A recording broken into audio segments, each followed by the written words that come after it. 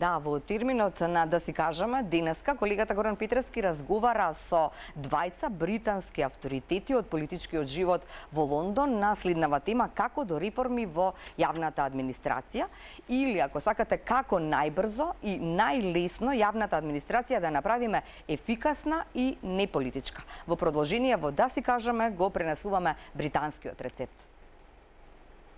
Okay.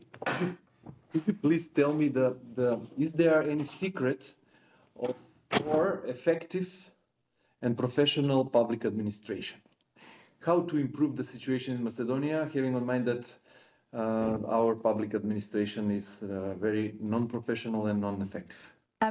I think a key to good public administration is transparency, openness between the government and the public through the media about what the government is doing, what it's spending money on, how it's delivering, and whether it's delivering for the public. I think the public have to have ways of holding their politicians to account, and that improves governance, and that's a crucial role for the media. But the political party actually use the public administration to employ their members. How to change this situation is a question of political stance or political culture. Do we need more time as a democracy, or we can change it because having in mind that in a few months we have elections? How to improve situation faster? So I think it can take time. If you have a culture where it's normal to bring people from political parties into government, it will take time to change. If there's an election coming, if a party that was wanting reform, if a party's standing for election looking to do that, it could come in and I think, pass legislation that sets professional standards, that requires people to pass certain tests of, their skills and their attributes, and employs people based on merit rather than based on party allegiance. In the UK, it has been done that way for a long time. So we haven't had to change to this system. It's actually been allowing political people into government that has been the difference. And it's very proud of the independence of the civil service. But that is something that has taken it's existed for a very long time, but it is in law. So I think if you want to bring that kind of change, it's for somebody to say, after the next election, we're going to legislate for that. And that can be very difficult because people will be supporting parties because they think they might benefit from it. And how the public and the media, we as journalists, can make them put more pressure on the authorities to realize their political programs, their promises they give before the elections. Yeah. Is there any method, any? Over here, it's very much done by transparency around data, around information, so you can track where is the money going and what are the outcomes.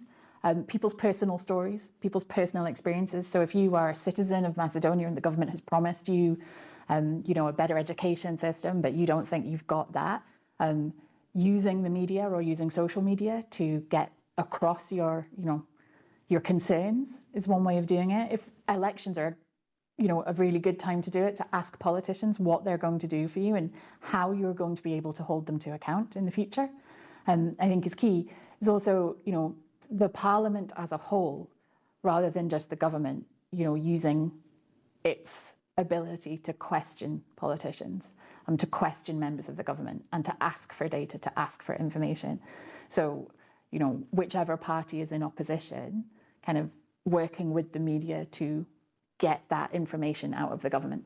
And apart this personal story, as you mentioned, is there any specific indicators how to hold on account the authorities' promises?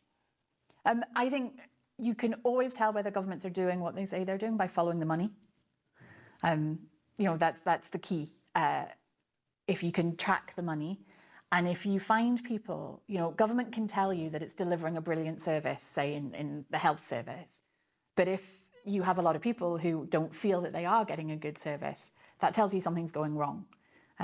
So you maybe don't need the data if you've got a lot of the personal stories that you can put in front of that politician and say, well, if you were telling the truth, these people wouldn't be having this experience. Are you telling us that we should translate the political promises into the budget and then into the projects and then that project into the budget? Yeah, so translate the promises into the budget and translate it into human stories. You know, are people really feeling the benefit of what they're being told is being done on their behalf? So you follow the money, and then if the money was really being used properly, then things would be changing. Are people really experiencing that change? You know, but I think being able to see where money is spent in government is critical to being able to hold the government to account. Can you compare the situation regarding the effectiveness of the political administration, of the public administration in Scotland now and previously before Brexit? Is there any changes? Now, it's that Brexit hasn't really had that big an effect on the effectiveness of the administration. You have always had a lot of transparency in the UK and the Scottish political system.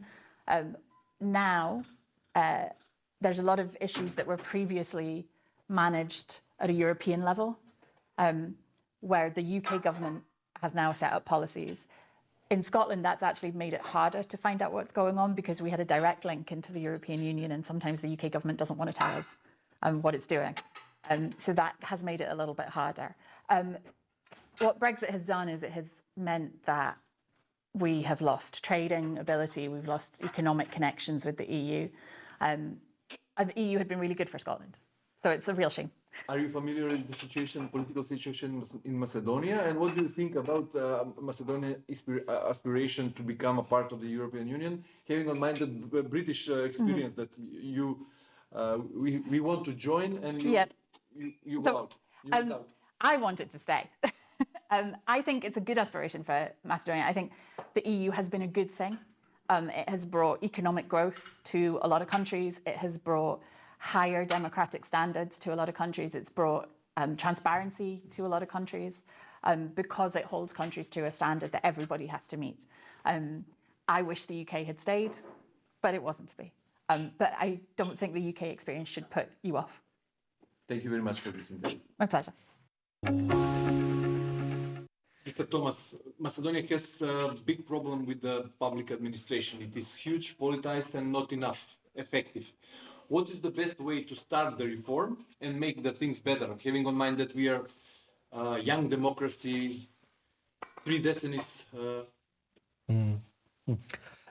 So I think the independent state? Yeah. The place to start is, and one of the things I think the British civil service does get right, is around what it calls values.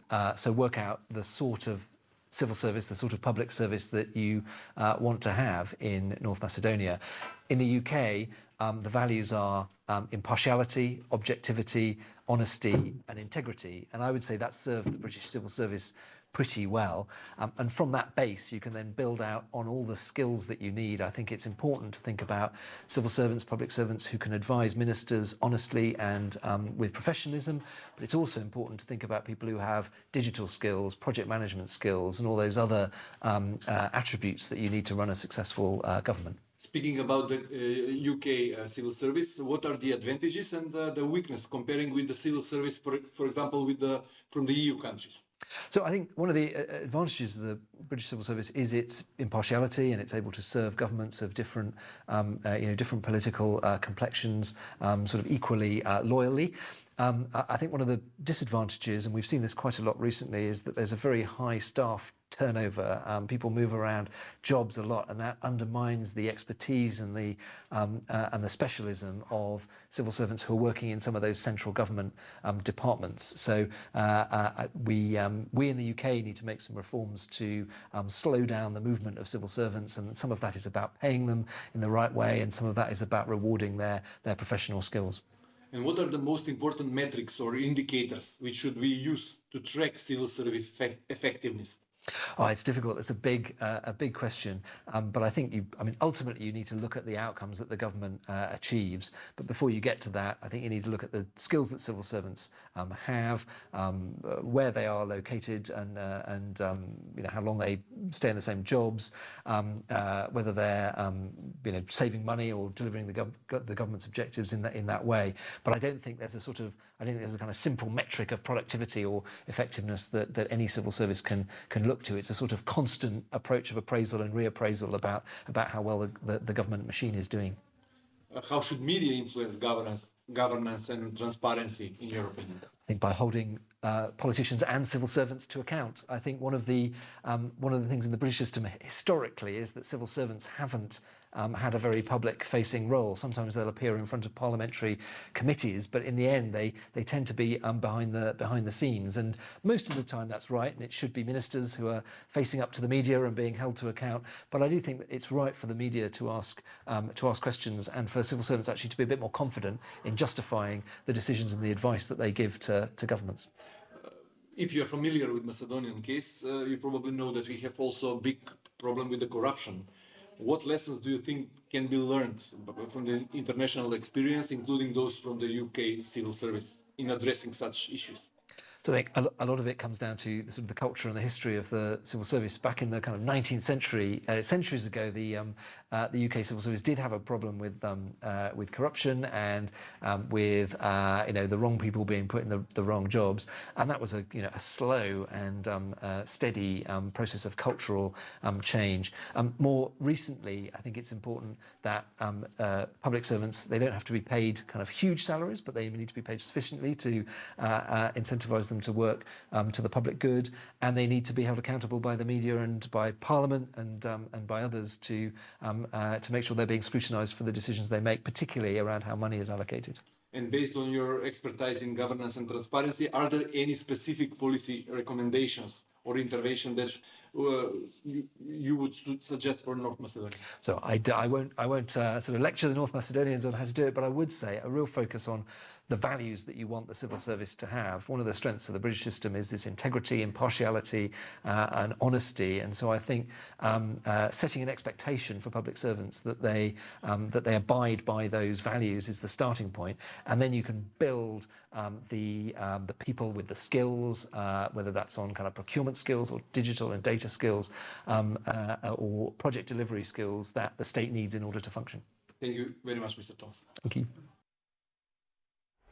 Да, ете го видовме британскиот рецепт за реформи во јавната администрација, а сега се целиме на една актуелна тема.